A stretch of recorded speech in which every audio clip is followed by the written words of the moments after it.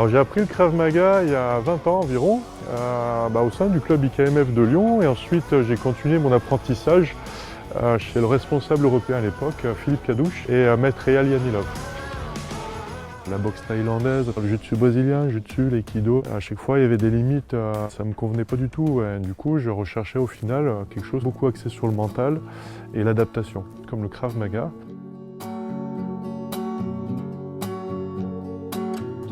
Don't say darling, 'cause you'll fake it.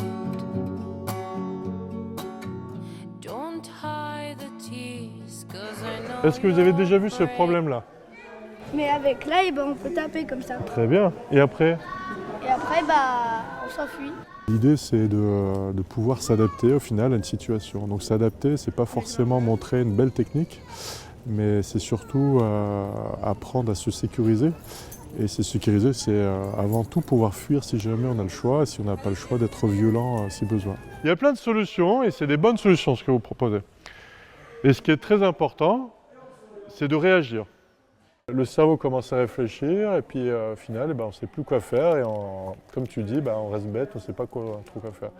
Et justement, tous les exercices qu'on fait, vraiment tous les exercices, que ce soit l'échauffement jusqu'à la fin, même ces exercices-là, ont pour seul but de vous former à ne pas rester sidéré. Même si on a un très bon niveau en sport de combat en général, peu importe le sport de combat, on a le risque de la sidération. Très souvent, je prends l'exemple d'une surprise. Voilà, une personne la plus chère au monde vient chez vous à 2 h du matin.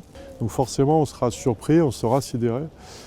Et par conséquent, l'effet de sidération il est beaucoup lié à l'effet de surprise. La ligne directrice de mes cours, c'est de préparer les élèves à éviter la sidération. Que vous pensez à frapper sur le genou, sur l'entrejambe, mordre, mettre un coup de poing dans la tête, tant que vous réagissez, c'est très bien. On s'adapte à la situation avec les principes de Krav Maga. La position conditionne la technique.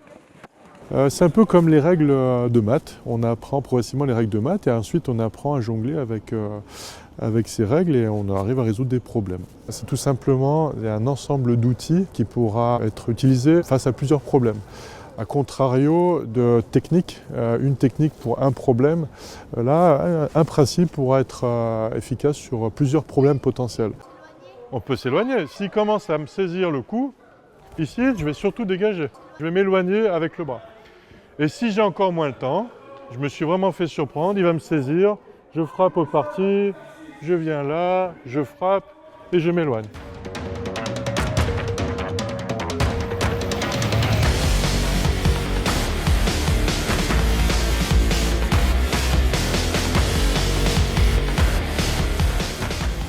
Si on vise les yeux, le nez, des parties sensibles, c'est que comme je vous ai dit, on ne peut pas les protéger. Ça. Même s'il est très costaud, si c'est par exemple un voleur d'enfants, même s'il est très costaud, ça lui fera très mal. D'accord? Mais c'est pas parce que je lui ai fait mal qu'il va s'arrêter. C'est pour ça que c'est très important après de s'enfuir. Vous savez que j'ai été gendarme avant ou pas? Vous savez ou pas? Ça m'est arrivé de devoir contrôler des personnes vraiment très agressives en appuyant sur les yeux. Ça les a surpris, ils ont été surpris, on a réussi après les contrôler. Dans notre courant de Krav Maga, on parle de switch mental. Le switch mental, c'est comment je passe, surtout pour les civils, d'une situation où je suis paisible, je suis avec mes proches, etc., je suis dans la vie de tous les jours. Et d'un seul coup, je suis agressé et je ne peux pas fuir et je dois faire preuve de violence pour pouvoir sortir de l'agression. Et donc on parle du switch mental pour la violence, il faut savoir contrôler aussi également sa violence. On a plusieurs manières d'y arriver, et notamment on a la visualisation, on a le contrôle de la respiration, et effectivement la technique pour pouvoir contrôler cette violence potentielle. On ferme les yeux, on pose les bras sur les jambes, on relâche totalement les épaules. On ferme les yeux.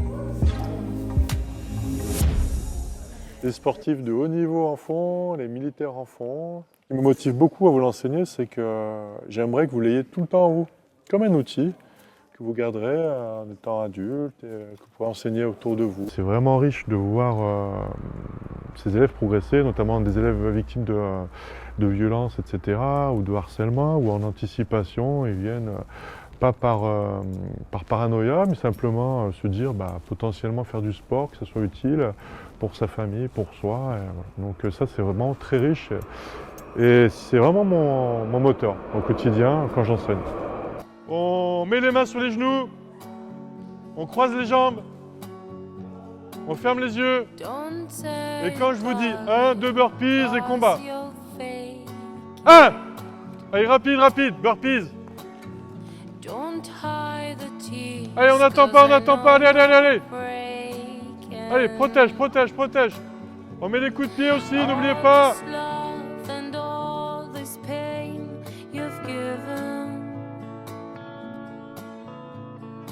All this love and all this pain, you bring them from another world.